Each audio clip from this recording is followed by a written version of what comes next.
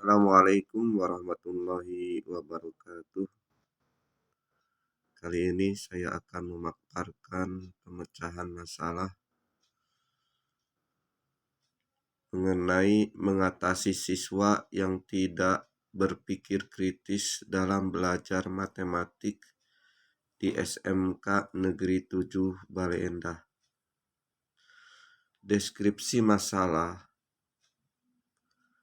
Dalam era globalisasi dewasa ini, tantangan peningkatan mutu dalam berbagai aspek kehidupan tidak dapat ditawar lagi. Pesatnya perkembangan iptek dan tekanan globalisasi yang menghapuskan tapal batas antar negara mempersyaratkan setiap bangsa untuk mengerahkan pikiran dan seluruh potensi sumber daya yang dimiliki untuk bisa tetap bertahan dan dapat memenangkan persaingan dalam perebutan pemanfaatan kesempatan dalam berbagai sisi kehidupan ini. Ini berarti perlu adanya peningkatan sikap kompetensi secara sistematik dan berkelanjutan terhadap sumber daya manusia dalam berbagai melalui pendidikan dan pelatihan. Oleh karena itu, pendidikan dewasa ini harus diarahkan pada peningkatan daya saing bangsa agar mampu berkompetensi dalam persaingan global. Hal ini bisa tercapai jika pendidikan di sekolah diarahkan tidak semata-mata pada penguasaan dan pemahaman konsep-konsep ilmiah, tetapi juga pada peningkatan kemampuan dan keterampilan berpikir siswa, khususnya keterampilan berpikir tingkat tinggi, yaitu keterampilan berpikir kritis. Artinya, guru perlu mengajarkan siswanya untuk belajar berpikir. Kehidupan dalam era globalisasi dipenuhi oleh kompetisi yang sangat ketat. Keunggulan dalam berkompetisi terletak pada kemampuan dalam mencari dan menggunakan informasi, kemampuan analisis kritis, keakuratan dalam pengambilan keputusan dan tindakan yang proaktif dalam memanfaatkan peluang-peluang yang ada. Pada pembelajaran matematik, tentunya siswa diharapkan dapat berpikir kritis, karena pada permasalahan atau materi yang diberikan tentu dapat melatih berpikir kritis. Tetapi pada kenyataannya banyak siswa yang tidak dapat berpikir kritis, sehingga dalam proses penyelesaian masalah tentunya mereka kesulitan sekali, yang mana hal ini menghambat ketercapaian tujuan dalam belajar matematika, juga menghambat penerimaan materi bagi siswa yang pintar. Akar masalah. Banyak siswa yang kurang berpikir kritis, tentu ini merupakan masalah yang harus dituntaskan dan dikurangi agar tidak mengganggu proses pembelajaran. Dalam hal ini, berpikir kritis dimaksudkan sebagai berpikir yang benar dalam pencarian pengetahuan yang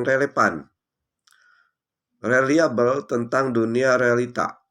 Kurangnya berpikir kritis siswa dapat diperhatikan dari siswa yang banyak tidak mau bertanya, tidak mampu mengajukan pertanyaan yang cocok, tidak menyampaikan informasi yang relevan, serta tidak bertindak secara efisien dan kreatif.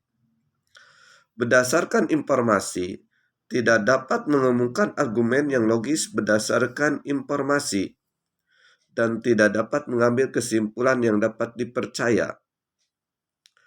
Alternatif penyelesaian masalah.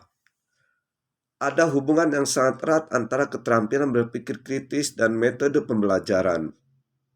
Karena itu, keterampilan berpikir kritis dapat dikembangkan melalui pembelajaran yang berorientasi pada metode ilmiah. Berpikir kritis tidak dapat diajarkan melalui metode ceramah, karena berpikir kritis merupakan proses aktif. Keterampilan intelektual dan berpikir kritis mencakup berpikir analisis, berpikir sintesis, berpikir reflektif, dan sebagainya. Harus dipelajari melalui aktualisasi penampilan, performan.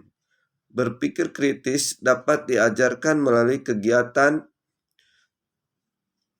laboratorium inquiry, pekerjaan rumah yang menyajikan berbagai kesempatan untuk menggugah berpikir kritis, dan ujian yang dirancang untuk mempromosikan keterampilan berpikir kritis.